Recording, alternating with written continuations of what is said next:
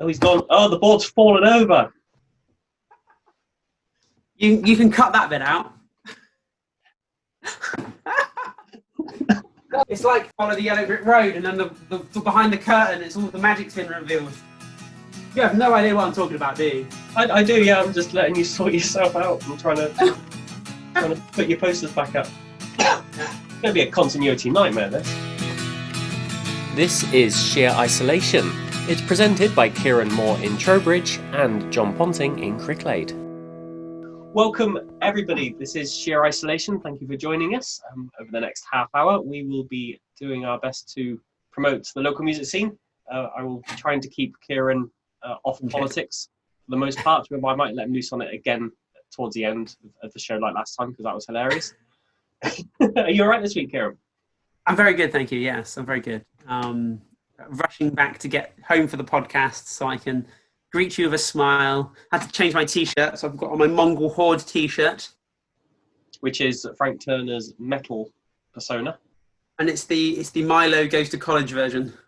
Now, for people who've been listening to us or watching us over the last few months, you know, every week we have a guest on, and we try to get a different angle from the local music scene and the local art scene, just to show just how many people are having to deal with a very difficult year. This week, we have got ourselves a club DJ. So DJ John Mustoe, who's quite well known around Gloucester's nightclubs, but does shows all over the place. He's going to be joining us on this show, just talk about the lack of a nightclub scene this year. He has just recently done a gig in the last week, his first gig of the year, so we'll talk to him about that and a few other bits as well. It's just nice to hear from so many angles, because I think that with all the news that we hear, people just kind of lose track that it's not just musicians who are moaning. There's an entire industry and network. Yeah. It's interesting with the DJ as well, because it's not something, I don't go clubbing, so I don't ever think about that. But obviously that is a huge proportion. There's probably more DJs in this country than there are, gig venues. So, because you can be a DJ anywhere, can't you? There's DJs literally I see they used to have them in devices at the old Crown, at the Bell by the Green, at the Salad Bar. There's DJs everywhere. So it's a huge part of the industry, which just because I don't deal with it doesn't mean to say it's not valid. It is incredibly valid and relevant. Right. On last week's show, we very briefly touched on about streaming services, and we said we would report back on some findings of how much artists actually earn when you listen to them on a streaming site. So, Kieran, you managed to find a chart. I'm not sure how old or where the chart came from, but it lists the top 8 streaming services available in the UK, and it ranks them. And it's I was quite surprised to see that Amazon gives out the most money at 9/10 of 1 penny per stream. That's generous, aren't they? Which is the best rate. It's incredible, isn't it? 9/10 of the penny is the best rate. That's madness. And then working downwards, it then goes Tidal, Apple, Deezer, Google, Spotify, Pandora, and YouTube is at the bottom with just over 1/10 of a penny per play. That is absolutely shocking, isn't it? It's just, I can't, it just boggles my mind that how they can pay so little. Well, I like the way on this chart, which I will put on the screen, it shows you the equivalent of number of streams for 1 hour's UK minimum wage. And to earn that through YouTube, you need 7,267 plays to earn the equivalent of 1 hour's minimum wage pay. That's madness. Compared to Amazon, which is 970, which is a big improvement, but it's still 970. Well, it's like a 700% improvement, isn't it? Which is also crazy. And then we wonder why musicians don't have money. Yes. We should probably play a track and get one of these hardworking artists some money. We'll get 1/10 of a penny per listener. And on last week's show, we had John McGowen, and we haven't actually played any of his songs. So we thought a week late, we will play one of his tracks. So if you want to listen back to Sean, that was on last week's show. I thought we'd play Cup of Tea, if that's right with you, Kieran. Yeah, that sounds good. I was literally going to say, which one are you going to play? Yeah, that's a really good tune. Excellent. Cup of Tea, Sean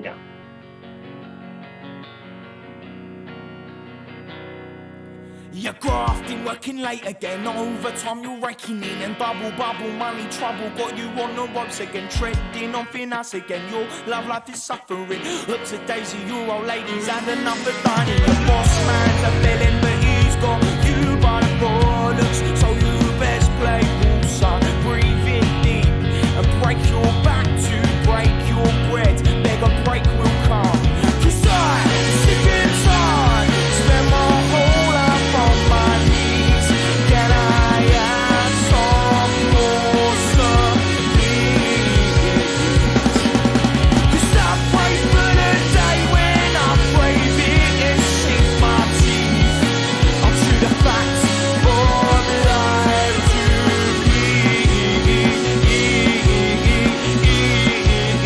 pieces. Now wash it down with a cup of tea.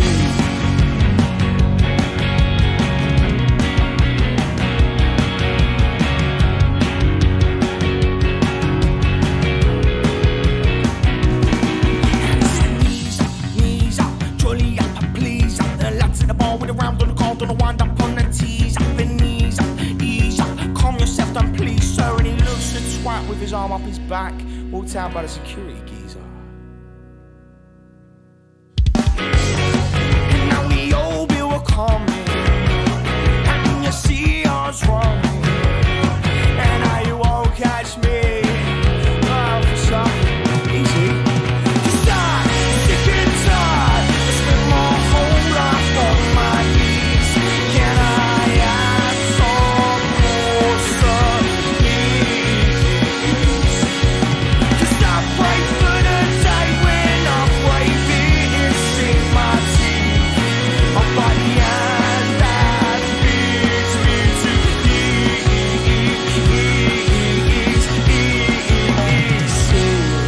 and wash it down with a cup of tea.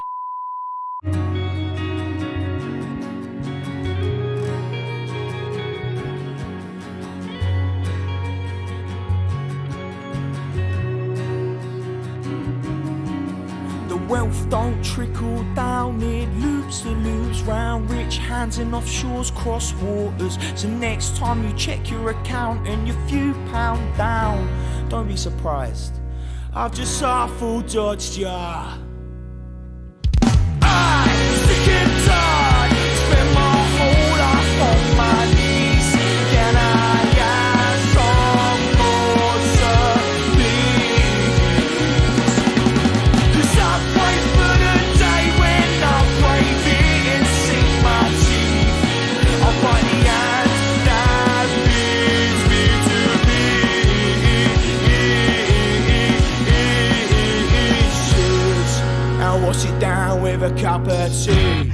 Kieran, have you got any product placement for today? I You've got do. loads of stuff behind you.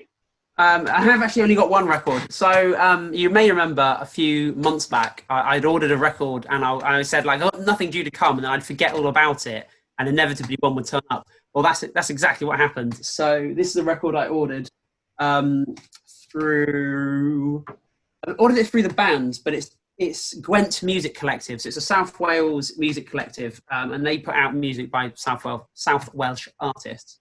And Stay Voiceless is one of the bands that have played for me. They played one of my last gigs prior to lockdown, supporting New Pagans from Northern Ireland. There's a real Celtic thing going on there. And this was their vinyl, their 12-inch. It's for fans of Manic Street Preachers and big riffs and rock tunes. And it's come out on this lovely white, bone white vinyl. And it's a really superb album. I think I grew up with, they're roughly the same age as me. I'm 37. I think we grew up with similar taste in music, you know, Idlewild, Placebo, Manic Street Preachers. And they've just created a rock record that's the sum of all of their influences. So it's bang right up my alley. They're such lovely people, which for me is a really, you know, I can separate art from artists, but I prefer not to. The Smiths being an example. I love the Smiths, but I hate Morrissey. But I love the gang that make up Stay Voiceless, all three. It's time for us to introduce our guest this week, who is DJ John Mustoe, who's a Gloucester-based club DJ. It's an area that we don't really think about for sheer music or sheer isolation, because neither of us are really that big on the nightclub and the DJ scene, but they have the exact same issues that the rock and indie and pop musicians of this world are having at the moment. So perhaps even worse so because of the PRS related to it. He'll cover it in the interview in a minute, but a lot of people have been hearing about like Facebook are banning streams, etc. Now, what they actually meant was is they were banning almost specifically DJs. Musicians could still perform on there because they're performing their own music. It's people playing other people's music was the problem. It's all those tenths of a pennies that they need to make sure they're paying people. Well, the thing is, right, and this is my rant this week, because PRS are an absolutely terrible organisation, because you pay your money from your gig or whatever, and then what do? They don't actually pay the artist that performed or the DJ that performed. They don't go, oh, what's your set list? They don't get them from the DJs. What music do they play? They go, oh, you're a DJ, you're playing now, you therefore must be probably more likely to be playing Ed Sheeran, so we'll give the money to Ed. What they don't actually say is, like, you could have been playing some throbbing gristle from Sheffield, early 80s dance scene, and you could have on a whole night paid your PRS, and not a single artist from that would have got the penny for any of that money. Bro, thank you, Kieran. Let's get the interview going. Anyway, yeah, over to the interview. It's been a very unusual year.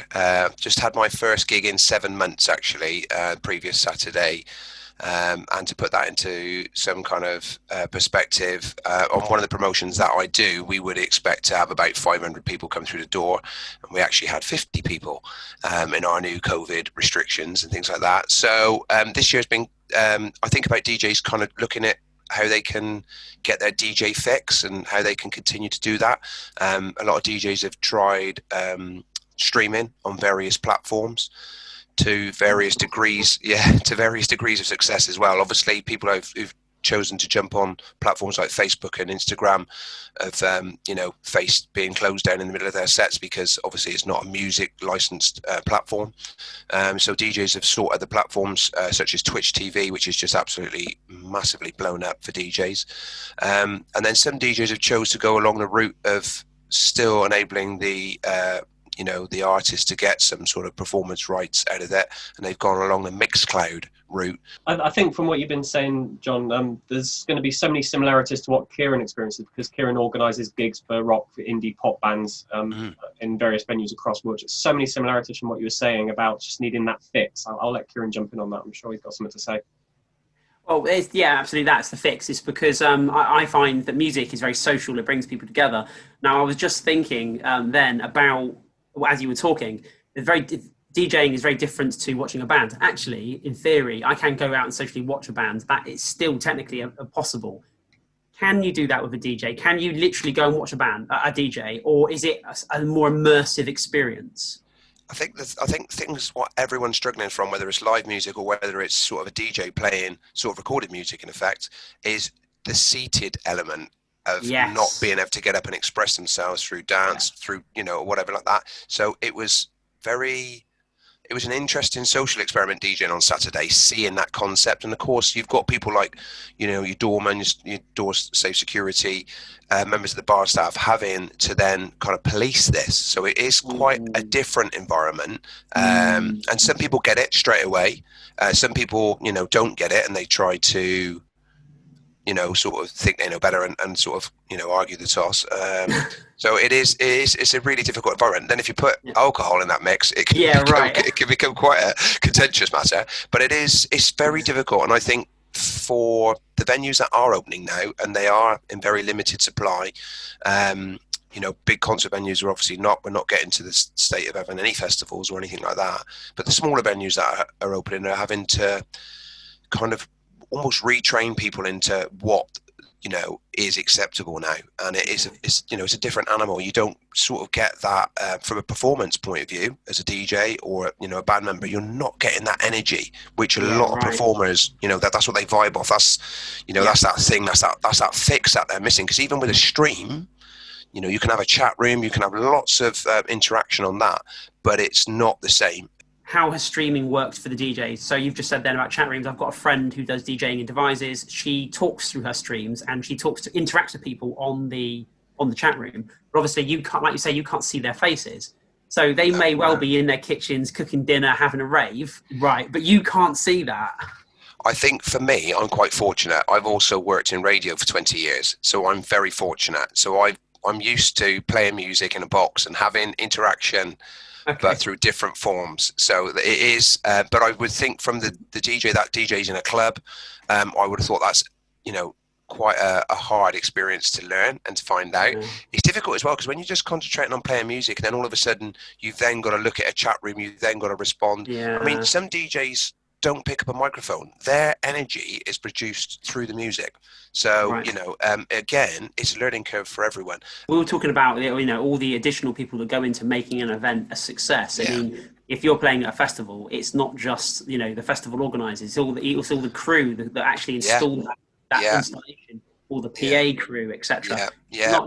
Lighting, visuals, catering, stage hands. It's just a multitude of people and industries that affects. So that ripple effect, goes out, and printers, for people who print flyers or print, printed book, it's a multitude of industries which have been affected. I know you've got a lot of contacts in the DJ world, not just in the UK, because you do go off to other countries to perform as well. Have you heard from the guys over in the rest of Europe? Are they following a similar path to what's happening in the UK at the moment? It is interesting. I think where they may have benefited is through the climate, and where some of the smaller venues had opened up, outside seating and things like that. So DJs and venues have had to sort of reinvent themselves. So we were a little bit fortunate. We had a good summer, and during sort of just after lockdown, some smaller venues who had outside seating were, maybe piping music, not necessarily had live DJs or bands, because at that time you might not have been able to. But some DJs that had some venues that had outside seating were able to do smaller events. So those that are abroad and have got that they're very fortunate with their climate, they've probably got back to some form of gigging before we have in the UK. But it's to the point of some promoters were thinking they were going to hold their events, and they're holding off, thinking we're going to do this. And then, if the cases have gone up or the government have changed in whatever country, then that might have been locked down, and they're then having to say to people in the UK who are going to travel to their events, sorry guys, we're going to have to roll this over. Most of them have rolled over to next year. It's truly fascinating what you've just said about the climate, because you know what that is. Again, that's not something that even crossed my mind. You could potentially have your little cage, like they've got at the Newcastle racecourse, a little cage where you've got the artists in the stadium on the stage, and then you've got a little cage where you can dance and drink and go crazy. You're fine. Well, they were talking about, you won't be able to do the drinking thing, but they were talking about the drive-in cinemas and drive-in concerts and stuff like that. And it was a concept which, in talking to people, I thought, you know what, I might actually go to that. But I think at that point I was climbing the walls because I hadn't had that outlet. And then you kind of think, would I want to go and see a band in my car? And you can't dance in your car. It's very, very difficult. So how you put people in a box, and that doesn't sound nice, but how you actually would do that, you would need an element of outside or a large venue or an outside space to be able to do that. Could you do it safely? It's very, very difficult. And once people had that freedom to maybe move around and dance and express themselves a little bit, would they start then pushing the boundaries and try and, I know it sounds funny, certainly outside of their box? And if you put alcohol in the mix, then most definitely. But it's just, you're going to get that release when people get the chance to to party. Like I said, the weekend was very much evident of that to me. People are dancing, and then all of a sudden, people should be seated, and then all of a sudden they're dancing. So it's just, they're feeling the music, they're feeling the beat, and they want to sort of get up and do, they want to express themselves through music. You did briefly mention that you've had 20 years in radio. I'm guilty of that as well, on and off through various guises. But you're quite heavily involved with GFM in Gloucester, aren't you? Now, this podcast gets syndicated on several local radio stations, so I won't dwell too much on that for fear of annoying the others. But do you want to just tell us, because it's got a real focus for kind of black music and reggae and that's quite a popular vibe in Gloucester, isn't it? Yeah, absolutely. Yeah, we're celebrating our 20th year this month in October, so that's massive for us. We're a community radio station, so we're we are made up of volunteers, 80 volunteers. And initially, those 21 years ago, when the concept of this station was put into focus, it was to cover that music of black origin that wasn't being, there wasn't an outlet for it really on radio. There were an occasional show, and certainly locally within Gloucester, we had Ivan O'Campbell, who used to broadcast on Seven Sound, Evadne Campbell, who used to broadcast on the BBC in Gloucester. But that was it. So you were getting an hour or 2 hours a week, and there was a real sort of need for it within the city. So there was a pirate station, I believe, in Gloucester, maybe at that time, I don't know. But so, a committee was formed, and they looked to set about, what do we need to do to get a license to broadcast this music? They went through 4 years of RSL, so restricted service license broadcast license that are given by Ofcom. And with the community radio licenses, if you do commercials, you're only entitled to have a percentage of your income via advertising. Because when they set that sector up, before you had the BBC, you had commercial radio, and then you've got community. That's the 3 tiers of radio.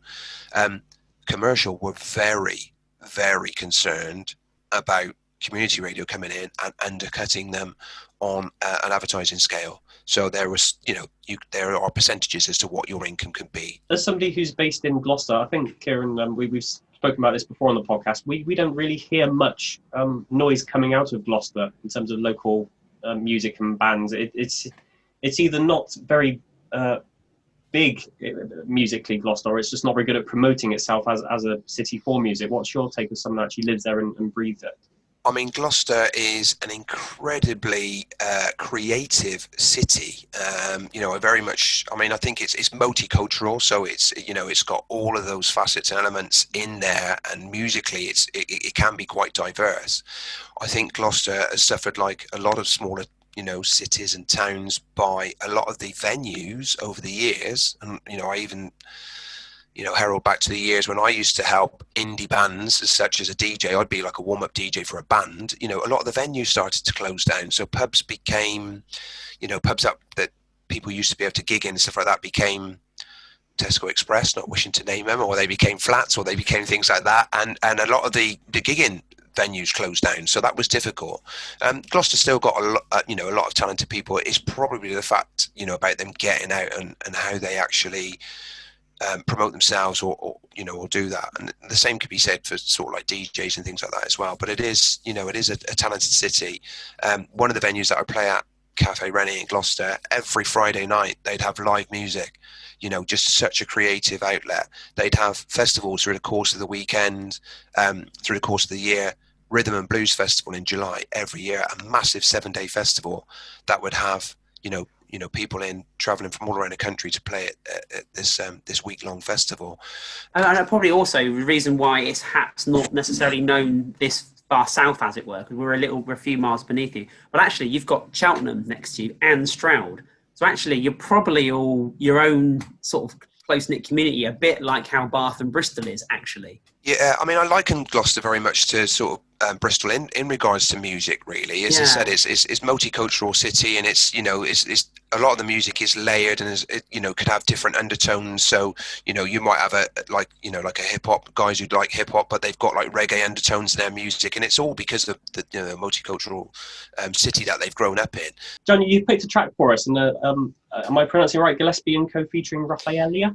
Yeah, so it's Raphaelia. So Raphaelia is a lady who's from Boston, but she resides in Gloucester. And Gillespie is Mr. Andrew Gillespie, who's a DJ, music producer, and musician himself. And they've collaborated together. This record itself was put out on a Detroit label called Funk Night Records.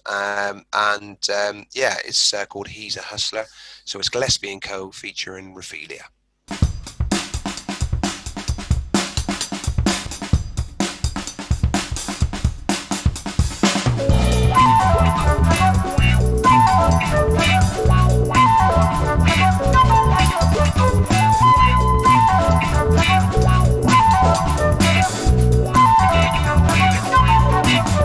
He's a hustler, walking TNT. He's a hustler, he's walking TNT. He's a hustler, walking TNT. He's a hustler. I thought he was the one for me. He likes to eat the finest food, washed down with champagne wine. When he's used all your money, he'll leave you without a dime. He'll hit the road and change his name, move to another city. That's the way he plays his game. This guy has got no pity. He's a hustler, walking TNT. He's a hustler. He's walking TNT. He's a hustler, walking TNT. He's a hustler. I thought he was the one for me.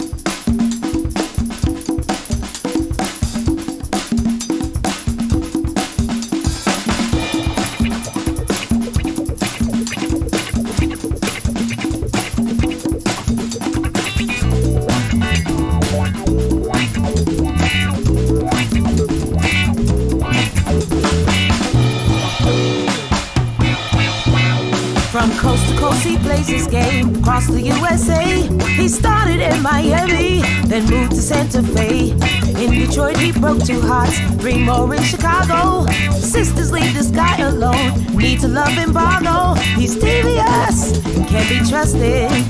Call the law and get him busted.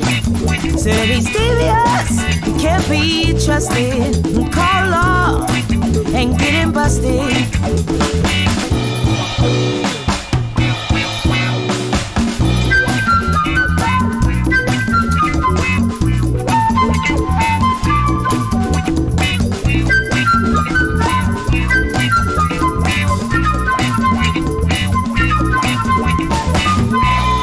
I find it fascinating how you're so passionate and inoffensive about music, but anything else, it's a sham. I hate these people. It's a sham. It's a racket. PRS is a racket. This brings me on to something that happened in last week's show, where you went off on a spectacular rant about the government's treatment of the arts sector. I didn't really get a chance to balance us out, which for FM content we should be doing. In the last, you did try. You tried. I only had 2 seconds. In the last week, we have put out some feelers on social networks, and we're going to put this out to the radio as well. That if there's anybody in the local music scene who would want to come on as a guest and support the government, you are welcome to. Just so we've got that alternative viewpoint. I promise I won't shout at you, but I will treat you with respect, and I'd like to ask you some very serious questions, and we can talk about it like adults. You don't have to fall out, and you're entitled to your opinion, even if it's wrong. It's a joke. I set myself up. It's a joke. Have you got any news you wanted to cover this week, Kieran? Any excitement happening? Yes. The big news this week. So we covered it last week briefly, and we said that on Monday, the ACE, so Arts Council England, announced which venues did and did not get their funding.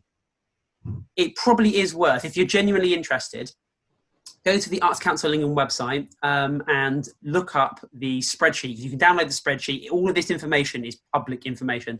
Nobody can hide how much they were given. What be really interesting to know is what they applied for and what they were given. Because initially, when the announcements came out, Comedia got what they asked for, Cheese and Grain got what they asked for, Wiltshire Media Centre got what they asked for, the Pound in Corsham got what they asked for. My timeline was full up of success stories. It did seem like everybody got what they asked for. However, when I looked into it a little bit deeper, or when I Googled searched it, I discovered that an awful lot of places got a proportion of what they needed or what they asked for. Some got more than what they asked for. They got money exceeding their expectations. Some got zero. this is a story that's gone up and down the country. Actually, there's loads of places, institutions that are not getting funding. Like I think T.S. Eliot's, one of his poet societies that he started, decades and 100 years ago, decades ago, that's not got any funding. So that's probably going to fold. This ACE money didn't just go out to music, it went out to all arts, and there is going to be some big losses. Hopefully by the end of the week, month, we will have a much better understanding of what 2021, 2022 is going to look like. But there's definitely going to be some winners, there's definitely going to be some losers. Without a shadow of a doubt, the industry was never going to be the same again. And on that far more serious note compared to last week, we are going to have to leave it. If anybody does want to get in touch, sheerisolation@gmail.com. Send us any tracks, send us any news, get in touch if you want to be part of the show in future weeks. We will leave it at that, Kieran. Thank you for being so insightful as ever. Rock and roll. Pleasure. Thank you for listening, everybody. Thank you for watching us. Don't forget you can find us on local radio stations. You can find us on YouTube, find us on streaming services. We're here every week. Ciao. See you next week. Bye. I just got clawed by the cat. Ciao.